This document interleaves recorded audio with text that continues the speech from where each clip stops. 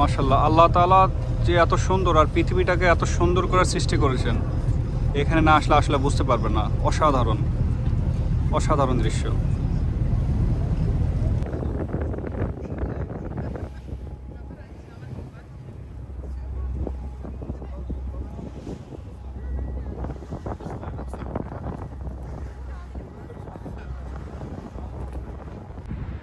Hello, আসসালামু আলাইকুম। সমুদ্র ট্রাভেলার চ্যানেলের পক্ষ থেকে আপনাদের সবাইকে স্বাগতম। নিয়ে আসলাম নতুন আরেকটি ভিডিও। আজকের ভিডিওতে আমি আপনাদেরকে দেখাবো ইতালির মিলানো থেকে আমরা আজকে যাব হচ্ছে জেনোয়াতে, ইতালির জেনোয়াতে। তো জেনোয়াতে একদিনে আমরা কি কি দেখব, কি কি খাবো, কি কি জায়গা ঘুরবো, সব কিছু এই ভিডিওতে আপনাদের সাথে তুলে ধরার চেষ্টা করবো। সো ভিডিওটা দেখতেই থাকুন। আর যদি ইউটিউব চ্যানেল থেকে দেখে থাকেন এই ভিডিওটি, অবশ্যই ইউটিউব চ্যানেলটি সাবস্ক্রাইব করবেন এবং ফেসবুক পেজ থেকে দেখে থাকলে ফেসবুক পেজটি ফলো দেবেন এবং ভিডিওটা অবশ্যই শেয়ার করবেন আপনার বন্ধুদের সাথে। তুমি কিছু বলতে চাও?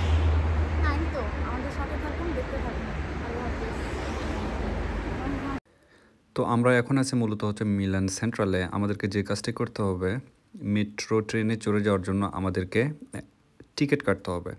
তো আমরা যাব হচ্ছে মিলান সেন্ট্রাল থেকে সান ডোনাটো নামে হচ্ছে একটা স্টেশন আছে। সো ওই স্টেশনে যাওয়ার জন্য আমরা প্রথমে এই যে টিকিট কেটে নেই। আমাদের সাথে 3 জন ছিল, আমি ছিলাম, আমার ওয়াইফ ছিল এবং একটা ছোটো ভাই আরিফিল ছিল। সো আমরা 3 জন মিলে যাচ্ছি হচ্ছে ইতালির জেনোয়াতে। তো সান ডোনাটো স্টেশনে যাওয়ার পর সেখান থেকে 2-3 মিনিট হাঁটতে হবে। হাঁটার পরেই হচ্ছে আমরা মূলত বাস স্টেশনটা পাবো। সো বাসে করে আমরা যাব মূলত হচ্ছে ইতালির জেনোয়াতে। তো আমরা মূলত যে বাসে করে যাব সেটা হচ্ছে ফ্লিক্স বাস। তো আপনারা যারা সাধারণত ইতালিতে আছেন কিংবা অন্য কান্ট্রি থেকে ইতালি যারা ট্যুর করতেছেন, ইতালির এক জায়গা থেকে অন্য জায়গায় যদি যেতে চান তাহলে ফ্লিক্স বাসটা ব্যবহার করতে পারেন আপনারা। বের হতে হবে, থেকে বের হয়ে আমরা জাস্ট বাসে চড়বো। এই তো আমরা বাস স্টপেজে চলে আসলাম, বাস স্ট্যান্ড। এটা হচ্ছে আমাদের বাস স্ট্যান্ড। এই যে এই ফ্লিক্স বাসে করে আমরা এই ইতালির মিলান থেকে জেনোয়াতে যাব।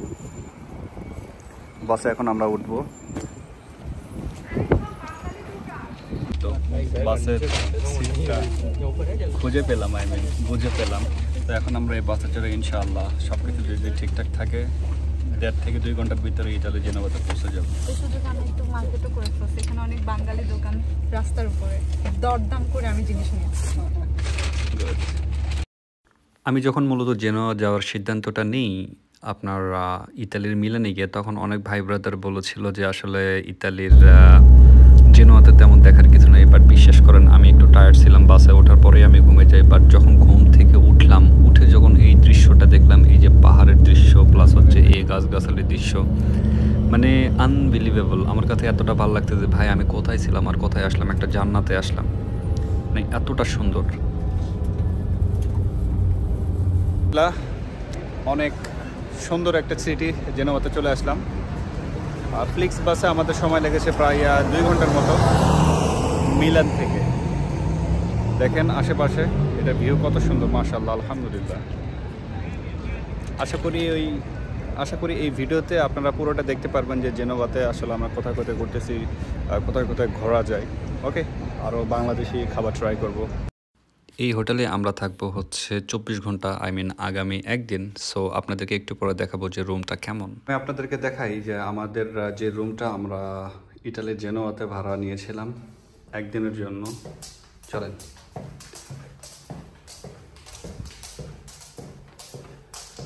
তো এটাই হচ্ছে মূলত আমাদের রুম। আমরা এই কার্ডটা নিয়েছিলাম।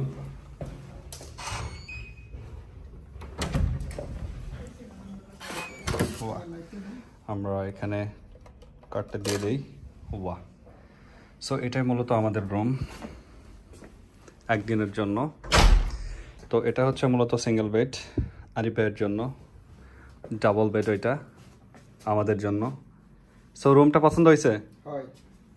খুবই ভালো। ওকে, মাশাআল্লাহ। তো এই তো সিঙ্গেল বেড, ডাবল বেড। আর এটা হচ্ছে ওয়াশরুম। ওয়াশরুমটা আসলে অনেক সুন্দর, আপনাদেরকে একটু দেখাই। এটা ওয়াশরুম,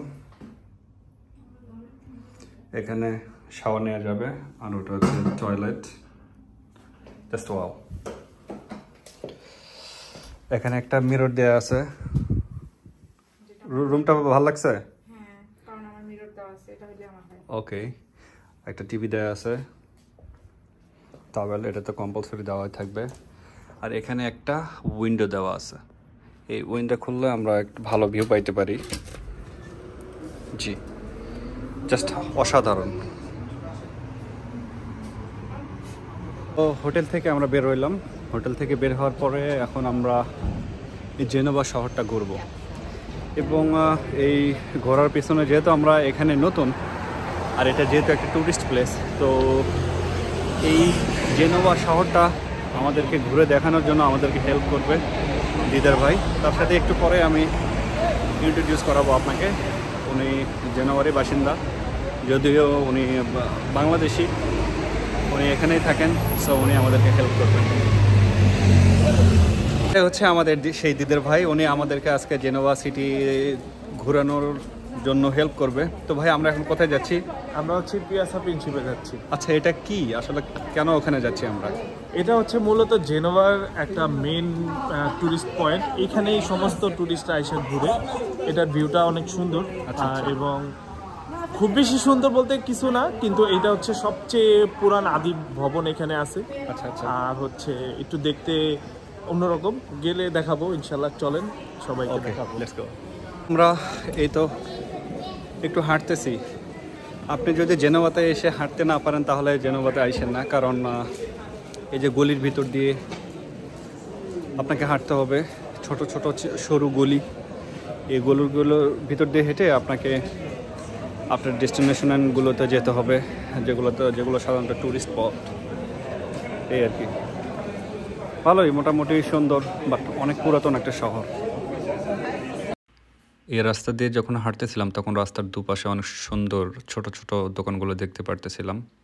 তো এখানে অনেক কিছুই পাওয়া যায়।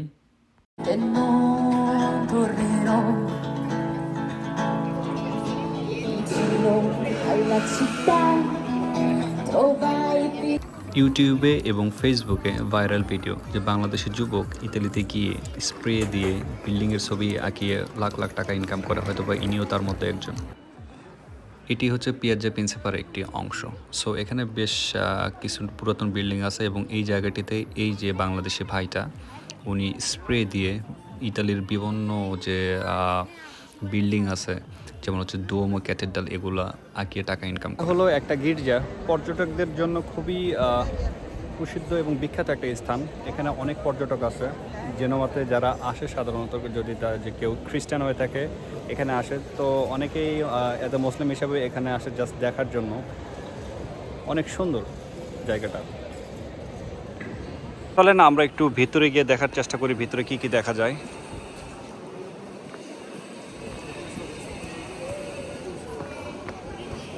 এইটা গেট, এটা সব সময় খোলা রাখে না, বাট আপনি যদি লাকি এনাফ হন হয়তো বা এখানে আসতে পারবেন।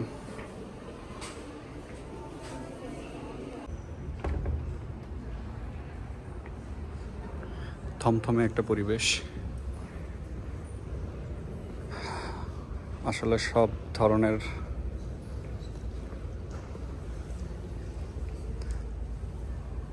রিলিজিয়নকে আপনার রেসপেক্ট করতে হবে। অনেক সুন্দর একটা জায়গা। এটা যেহেতু একটি চার্চ, খ্রিস্টানদের উপাসনালয়, তাই এখানে ছবি ওঠানো কিংবা হচ্ছে ভিডিও করা সম্পূর্ণই নিষেধ। তারপর আপনাদেরকে দেখানোর জন্য আমি জাস্ট এটা করেছি, বাট এটা আমার উচিত হয় নাই। একটা বিল্ডিং, এটাও জোস।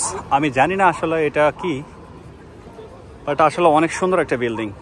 সো চলেন ভিতরে গিয়ে দেখানো যাক এটা আসলে কি। Just wow.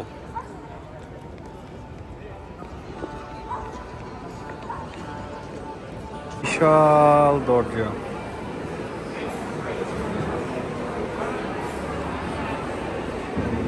প্রবেশ করলাম ভিতরে, অনেক মানুষজন এখানে, অনেক পর্যটক।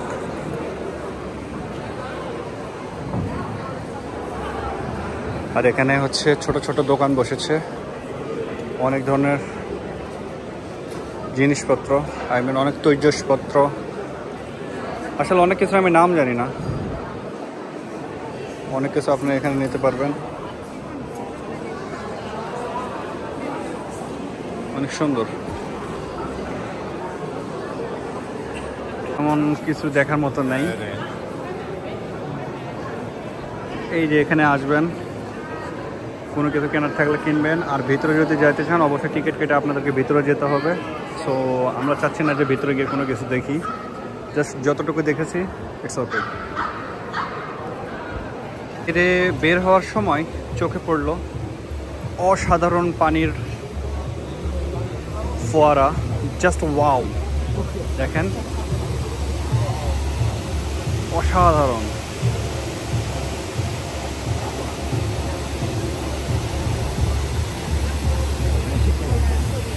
জাস্ট অসাধারণ। সাথে আছে বিল্ডিং, এখানে পানির ফোয়ারা।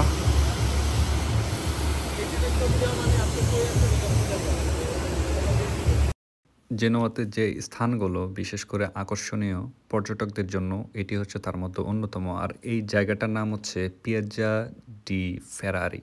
সো আপনারা যারা জেনোয়াতে আসবেন এই জায়গায় আসতে বলবেন না। মুহূর্তে এখন আমরা আসলাম পিয়াজ্জা প্রিন্সিপে। আপনারা অনেকেই হয়তো বা জানেন যে কলম্বাসের নাম, তাই না? ওই সেই কাঠের নৌকা দেখেন, ব্রিটিশ কলম্বাসের সেই কাঠের নৌকা। একটু পরে আমি আপনাদেরকে দেখাবো আর কি। পিয়াজ্জা প্রিন্সিপে, ওয়াও, জোস জায়গা। ধরতে পারেন যে খুবই হিস্টোরিক্যাল একটা জায়গায় আছি। তো যেটা বলতেছিলাম সেটা হচ্ছে যে কলম্বাস সম্পর্কে অনেকেই জানেন, আর সেটা হচ্ছে যে কলম্বাস খুবই ভ্রমণ পিপাসু একজন মানুষ ছিল। তো উনি এই নৌকাটা নিয়ে উনি বের হন, এই কাঠের নৌকাটা নিয়ে, যেটা আপনারা দেখতে পাচ্ছেন এখন, ঠিক আছে? এটা নিয়ে বের হইতে হইতে উনি একটা দ্বীপে চলে যান। তারপরে ওই দ্বীপটা যে দ্বীপটা আবিষ্কার করেন, এটাই হচ্ছে এখন বর্তমান সময়ের ইউএসএ। এই সেই কাঠের নৌকা। তো এই নৌকাটা নিয়ে অনেক মতানৈক্য আছে, যে ফ্রান্স বলে যে তাদের কাছে এই নৌকাটি আছে, আবার ইতালি বলে যে তাদের কাছে এই নৌকাটি আছে। এখন আমি সঠিক জানি না, আপনারা একটু ভিডিওর কমেন্ট বক্সে কমেন্ট করবেন আপনাদের কি মনে হয়।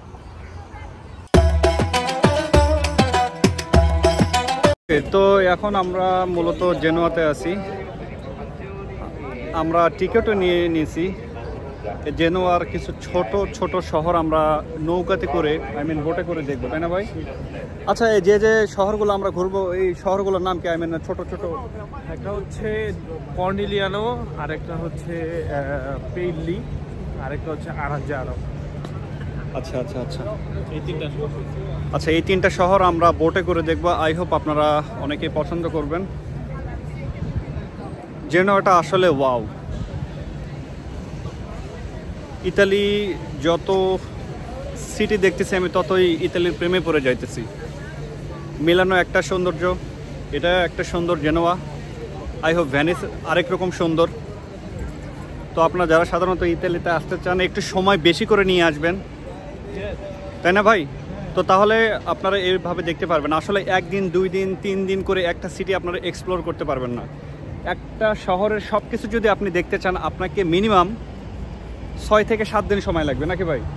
ওকে, তো আপনারা আমাদের মতো ভুল করবেন না। অবশ্যই যখন আসবেন হাতে একটু সময় বেশি নিয়ে আসবেন।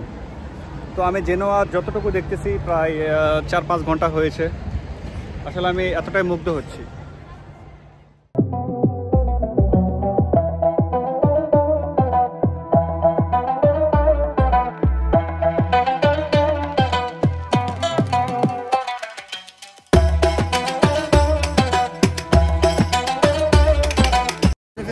তো এই তো আমাদের টিকিট ছোট বোটের, ওই বোটটা করে আমরা 3টা শহর এখন দেখব। লোকগুলো নামতেছে, আমরা ট্রাই করব ওই ছাদে যাওয়ার জন্য, তাহলে ভিউ ভালো দেখতে পারবো। তো আমরা ভিতরে ঢুকতেছি। Piano, piano, piano. Lei, signore? Sì. Va bene, prego. ওকে, সো আমরা ট্রাই করবো একবারে ওপরে ওঠার, দেখি আল্লাহ বসার সিট পাই কিনা। এই ইউরোপে এসে সর্বপ্রথম কোনো বোটে উঠতেছি আমরা। We try to go upstairs. Wow, পানির কালার দেখছেন, জোস।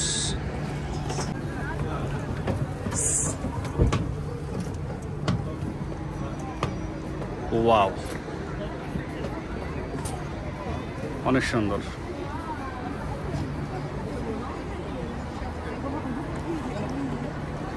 তো যেটা চেয়েছিলাম আর কি, আমরা একবার ফ্রন্ট সিটে বসতে পেরেছি আমরা। ওয়াও,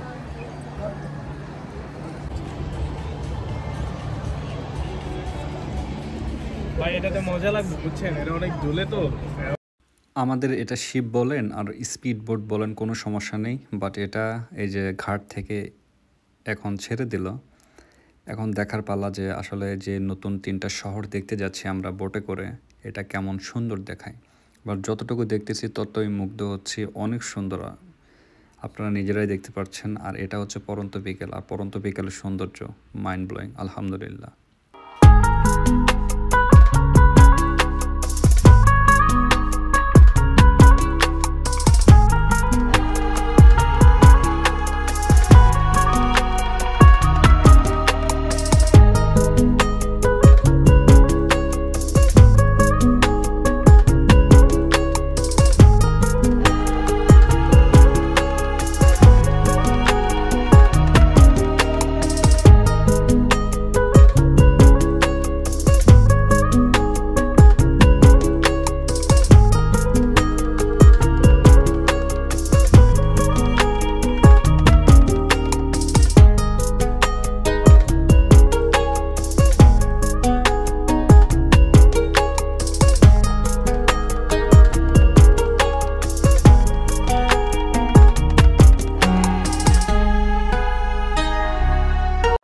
পিয়াজ্জা ডি প্রিন্সিপা, এখানে কিন্তু জাহাজ বানানোর কাজও করা হয়। অনেক বড় বড় জাহাজ কিন্তু এই ইতালি জেনোয়াতে বাংলাদেশি কারিগরের হাতে কিন্তু তৈরি হয়।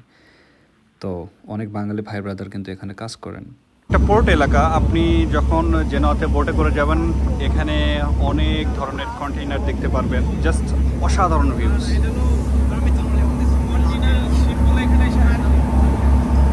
জাস্ট অসাধারণ।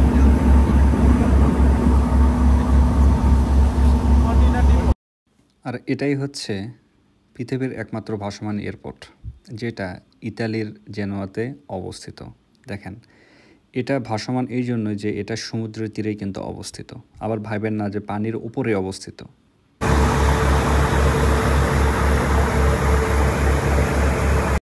আর এই বোট থেকে আমরা ইতালির নতুন শহরগুলো দেখতে পারতেছিলাম। নতুন ছোট ছোট শহর, যেই শহরগুলো আমাদেরকে দেখার কথা আর কি। আমরা কিন্তু ওই শহরগুলোতে যেতে পারবো না সব শহরে চাইলেও, জাস্ট আমরা এখান থেকে দেখতেছিলাম। আর এটা হচ্ছে এয়ারপোর্ট, এই এয়ারপোর্টে এই যে আপনারা বিমানগুলো দেখতেই পারতেছেন। আমরা এক পোর্ট থেকে আরেক পোর্টে চলে আসলাম। ওই যে সামনের যে বিল্ডিংগুলো দেখতে পারতেছেন, এগুলো দেখতে কিন্তু ছোট ছোট লাগতেছে, বাট এগুলো কিন্তু বিশাল বড় বড় পাহাড়ের কোল ঘেঁষে অনেক সুন্দর লাগতেছিল। আমরা বোট থেকে মাত্র নামলাম এবং এই দৃশ্যটা দেখে সত্যি মনোমুগ্ধকর হইলাম আর কি। এখানে স্টোনের উপরে কপতে বসে ছবি উঠাইতেছিল কিংবা তাদের ভালো সময় স্পেন্ড করতেছিল। তো আমরা জেনোয়াতে ঘুরতে ঘুরতে এখন আসলাম হচ্ছে জেনোয়া ইউনিভার্সিটিতে। বাংলাদেশে অনেক ছেলেপেলে কিন্তু এই ইউনিভার্সিটিতে অ্যাজ এ স্টুডেন্ট হিসেবে আসছে। তো দেখেন, এই জেনোয়া ইউনিভার্সিটি বিল্ডিং হচ্ছে এইটা, রাস্তার এই পাশে প্লাস হচ্ছে রাস্তার এই পাশে, দুই পাশে কিন্তু জেনোভা ইউনিভার্সিটি বিল্ডিং। জেনোভাতে আসেন তাহলে এই যে ইস্তাম্বুল কাবাবের স্পেশাল পিৎজা না খেয়ে যাবেন না। ওকে, আমরা এখন ট্রাই করব স্পেশাল পিৎজা। ইতালির জেনোভাতে আমাদেরকে স্পন্সর করেছে দিদার ভাই, তো দিদার ভাইকে অসংখ্য ধন্যবাদ। জাস্ট অর্ডার দিয়ে আমরা রেস্টুরেন্টে বসেছিলাম খাবারের অপেক্ষায়। এখন আমরা ট্রাই করতেছি আপনার অনেক মজার একটা হচ্ছে পিৎজা কাবাব, পিৎজা কাবাব, টার্কিশ পিৎজা কাবাব। তো কেউ যদি আসে আপনারা এখানে এসে ট্রাই করতে পারেন। জেনোভাতে ইস্তাম্বুল অনেক ফেমাস। এখানের খাবার আমাদের মুসলমানদের জন্য অনেক মুখরোচক এবং হালাল, এগুলো সবাই পছন্দ করে খায়। খাবার মোটামুটি অনেক আছে। পিজা তো দেয়া আর হিদিয়া গেলে এই যে খাসির মাংস, মুরগি, এটা হচ্ছে পিজা খাবার, অনেক খাবার এবং খাবারগুলো অনেক মজা। আমরা এই যে দুম্বার মাংস খাইতেছি, এটা কিন্তু দুম্বার মাংস।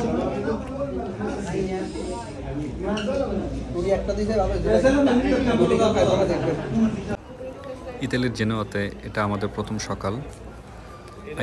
গতকাল আমরা ইতালির জেনোয়াতে আসি। প্রথম দিন আমরা জেনোয়ার অনেক কিছু দেখেছি দিদার ভাইয়ের হেল্প নিয়ে, তো থ্যাঙ্কস দিদার ভাইকে। অ্যান্ড দেন আমরা হচ্ছে পরের দিন সকালে ঘুম থেকে উঠে দিদার ভাইয়ের সাথেই মূলত হচ্ছে নাস্তা খেতে যাই। নাস্তা খেয়ে আমরা হচ্ছে একটু সকালের শহরটা একটু ঘুরে বেরিয়ে দেখি আর কি। আমাদের কাছে যেহেতু সময় ছিল হচ্ছে দুপুর 12টা পর্যন্ত, কারণ 12টায় আমাদের ট্রেন ছিল। ছমছম করা বেশ অনেক জায়গায় ঘুরিয়েছে। আসলে এই জায়গার নামগুলো এভাবে বলা আমি এটা বিশ্বাস করি যে আমাকে যদি বলা হয় এখানে যে ভাই আপনি একলা হাঁটেন, গলির ভিতর দিয়ে আমাদের হেঁটে হেঁটে ঘুরাইতেছিলেন যে এখানে এখানে ওইটা, আসলে এভাবে কখনোই মনে রাখা সম্ভব না। বাট তারপরেও অনেক ভালো লাগছে। আবারও দিদার ভাইকে ধন্যবাদ। ইতালির জেনোয়া থেকে আমরা চলে যাচ্ছি মিলানে। মিলান থেকে আমরা ডেনমার্কে চলে যাব। জেনোয়াটা অনেক সুন্দর, আপনারা যদি কেউ আসতে চান আসবেন। তো দেখা হচ্ছে নতুন কোনো ভিডিওতে, সে পর্যন্ত সবাই ভালো থাকবেন, সুস্থ থাকবেন। আর ভিডিওটা যদি ভালো লাগে অবশ্যই লাইক করুন, শেয়ার এবং চ্যানেলকে সাবস্ক্রাইব করতে ভুলবেন না। আসসালামু আলাইকুম।